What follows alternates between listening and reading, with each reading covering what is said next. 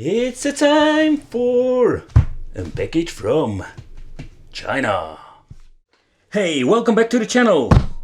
It's awesome that you're tuning in. So in this video we are going to talk about the Powkiddy, the RGB10. So this is a new version that our friends from China has been releasing. It's just an innovation, still in 2020 with new handhelds. I can't get it open. It's coming! Alright. So I really like this new version. Just going to be honest with you guys. I know they didn't send me for free. I just purchased this from my own money.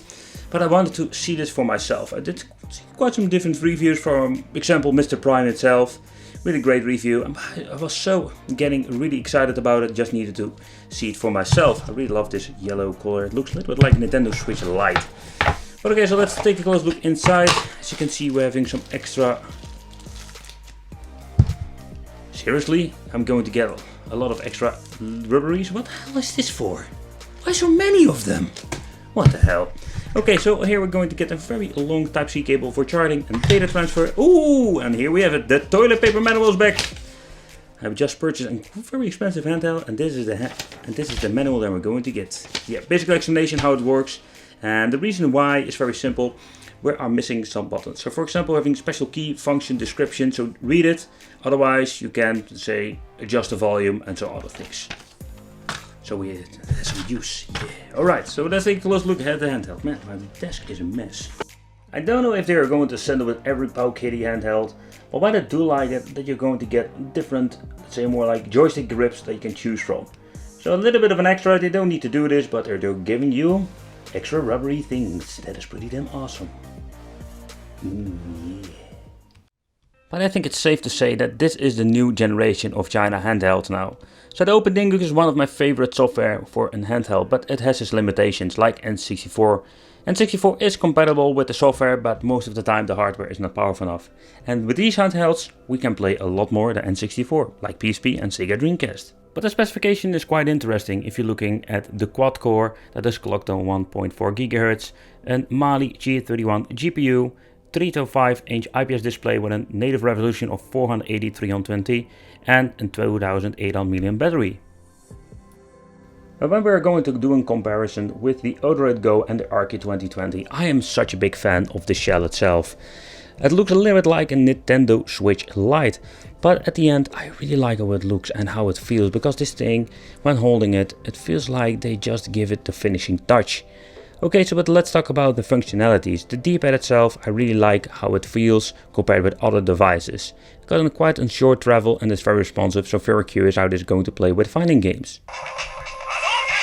Alright, so I can tell you the D-pad itself works like a charm. So I like the touch and I like how it responds. The analog stick, it doesn't have a click, so you can compare this with more like a let's say Nintendo Switch analog stick. It is very responsive, got a very short travel. Maybe too short. We're having the A, B, X, Y, plus minus, select start. At the top we're having the shoulder buttons. The position is quite unique in my opinion. When holding it you can reach them very easily, so they did a very nice job with it. We're having the Type-C for charging data transfer, the CF card, and we're having a jack out. At the bottom we're finding USB connection. It is pretty cool, so you can use for example an extra controller. Bless you! And we're having here the speaker, and I must say it sounds not bad, but I'm not a really big fan of it.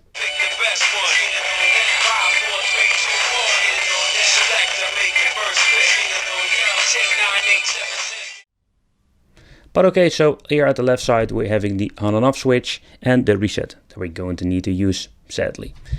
So what I really love about this handheld, yeah I know, I say a lot of love because yes, I like it a lot. But I like the display itself. Man, it looks amazing. It's very appealing to the eye. Yeah, it's colorful, it's IPS, got a very nice view angle. Yep, I am in love. Alright, so what kind of games can we play? Basically everything from DOS up to PSP. But I need to point out that PSP and Sega Dreamcast, spoiler alert, will not run perfectly.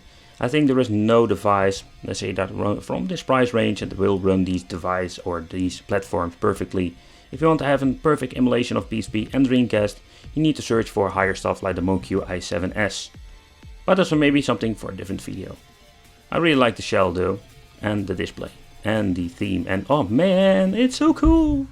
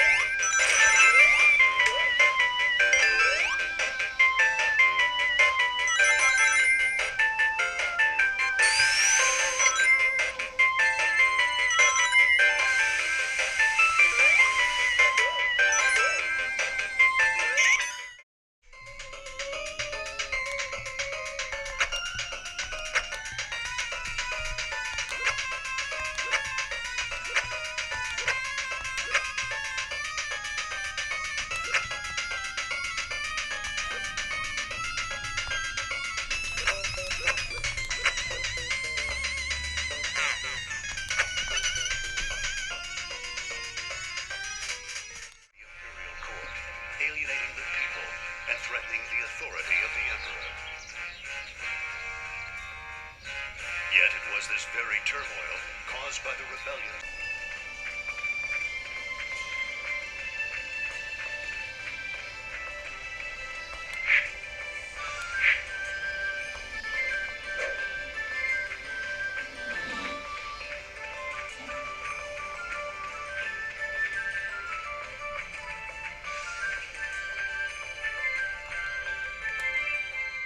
But when you're looking at Naruto, you can see that this game doesn't run like it should be.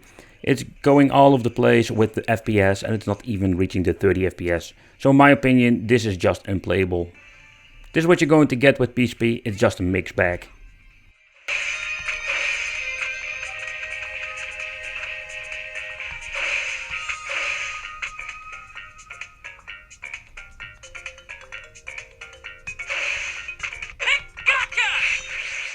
Okay, so despite all the flaws, if it comes to Dreamcast, PSP, it's all the same if you compare it to the RK2020 or, for example, the Odroid. I really like for what it is, and I think it's still my favorite. I love the display itself, I love how it feels and how it plays. The D-pad is very nice, and for fighting games, that is very important for me. It plays just amazing. So I have a very positive experience with this. So I'm very curious what you're going to bring us in the future with these arcade-based systems. Let me know what you think of this. I want to thank you for watching. Consider subscribing, hit that little bell, and you know what I say? Stay safe, stay wicked, and game on.